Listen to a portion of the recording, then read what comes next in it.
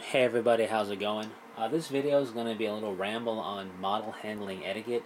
It sounds funny to say, even to myself, but this is some common knowledge stuff, some common sense stuff that not everybody may know, just because they may be new to the hobby or through complacency.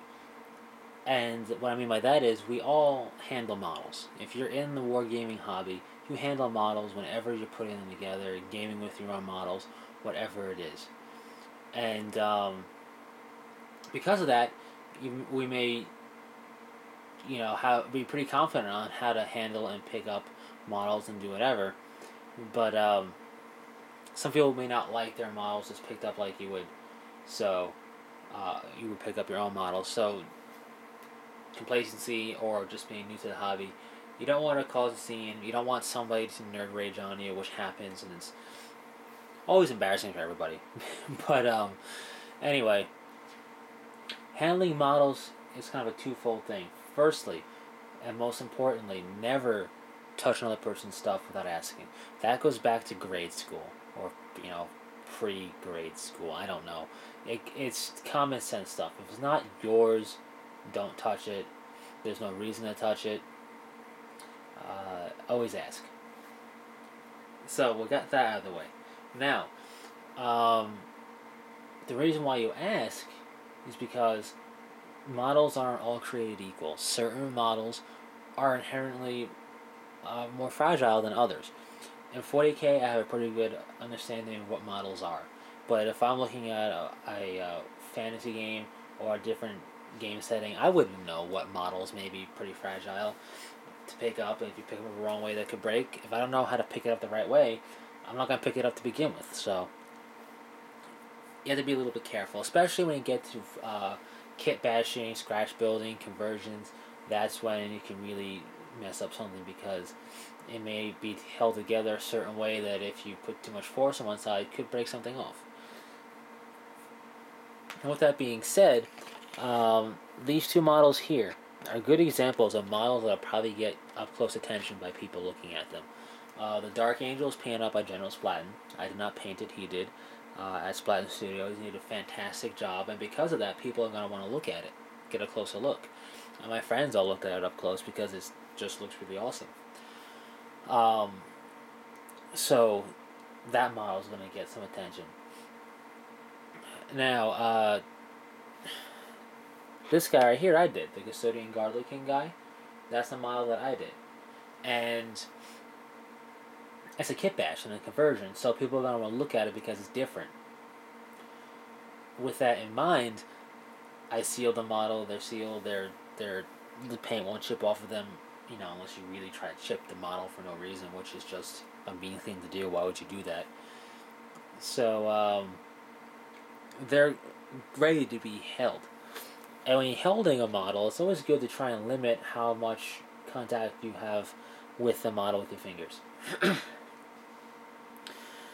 Don't just grip it like this and hold it like that. That's not good. Just try and hold it by the base as best you can. Same thing with bigger bases like this. If you're able to, just pick it up from the base to begin with and hold it securely and look at it.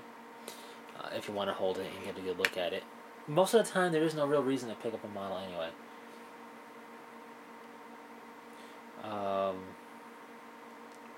Moving on, we have larger models, like the Dreadnought. And with that, you can see he swivels. Sometimes people will pin certain models to either make weapon changing happen or to make transportation easier or because it's cool. I did it to represent the fact that he could swivel, and if he blows up, I can take the top half of him off. If you don't know that, you could pick up just the top half and just be embarrassed because you thought you broke it. And what could be worse is you could pick it up, part of it, sometimes it comes up just like that. A lot of times it'll come up a little bit and then drop. And if it does that and you're over the floor instead of the table, you could break parts of the model off of the base. Or break the legs off the base, or break the legs, or whatever. So just keep that in mind. Things on flying bases, you have to know if they're pinned or not, or attached to the base in any type of way securely. If they're not attached securely, you just pick up the base, it could fall off. which you don't want to have happen. Going with that, before you get to the bigger models like tanks, is you don't know what the models are made of. He's pewter. You can't tell that by looking at him. This guy's fine cast in plastic. Um, you wouldn't be able to tell that either. Considering he's a Sicarius base, the custodian guard, the body is a Chasm Sicarius converted body. He used to be pewter. So, you know, if you're only used to models as fine cast that used to be pewter, you may not realize that other people have the pewter models and use them. And that's important to keep in mind. And if you don't know, you can kind of touch the base and move it and get a feel for the resistance it gives and how heavy it may be. And it may sound dumb, but it's important to do, because if you pick up a model and expect it to be a lot lighter than it is, it can fumble in your hand and you can drop it because of that, and you can break pieces off. So just keep that in mind when you're handling models. The Avatar, I think, is fine cast now. He used to be pewter from Games Workshop. Sicarius is fine cast, used to be pewter. Vanguard Veterans are fine cast now, used to be pewter. Stuff like that. Moving on to tanks. Tanks can be very secure models and very fragile models. This Land Raider Crusader model, I've stopped gaming with it. I gamed with it a few times. It's broken more than half a dozen times on me. I don't even know how sometimes. And I invested time into this guy. I made his door open and everything. But I just refuse to game with it because it falls apart consistently. So, with that in mind, if somebody didn't know that and somebody had a Land Raider Crusader that they game with like this, they may, damage it by moving it around a lot. Also, now this happens on any model, not just tanks, but I'm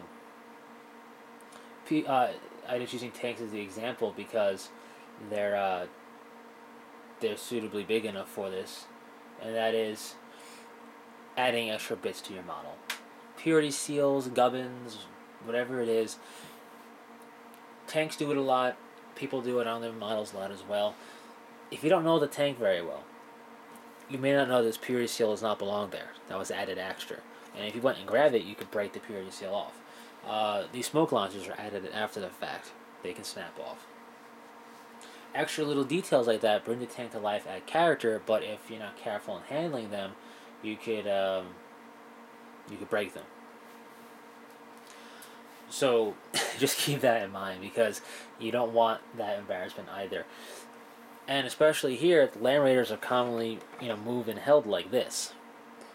A lot of the times. At least that I've seen that I do. If you don't know the purity seals there, you can grab too high and snap those purity seals. And like I said, other people do that.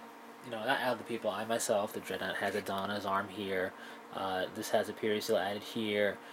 People add stuff to the models. It gives them more character, but if you're picking up the model just grabbing at the body and you don't know that purity seal is attached after the fact, it can snap off. So you want to be careful. And that's really it. Lastly, the last part of model handling etiquette is knowing when to kind of be up close and doing that stuff.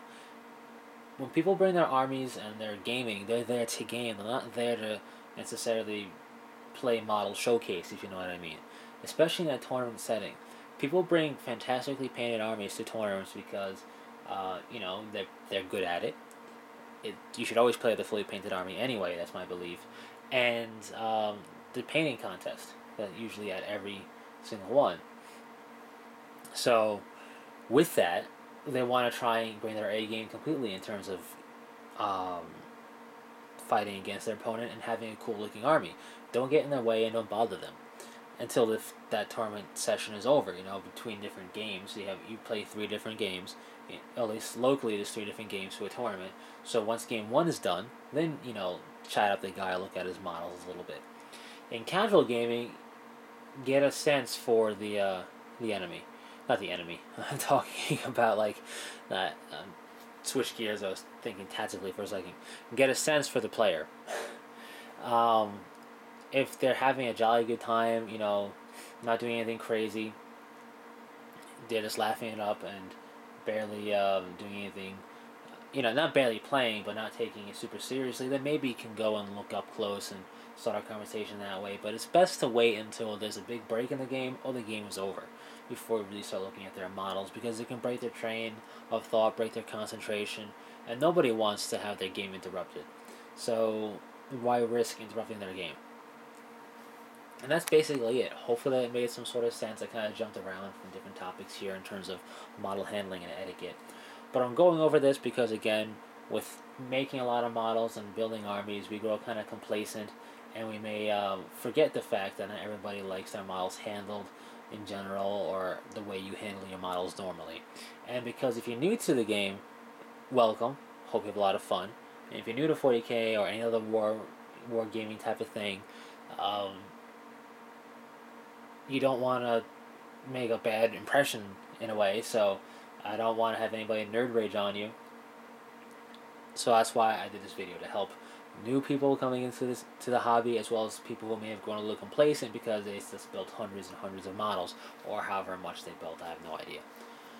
I haven't had any problems with this in my own experience. I always ask people before touching their models. I mostly just look, and I never had anybody do anything bad with my models. So I'm not speaking from personal experience. I'm speaking from just what I've seen happen in different gaming stores and stuff like that. Anyway, that's really it. So until next time, take it easy.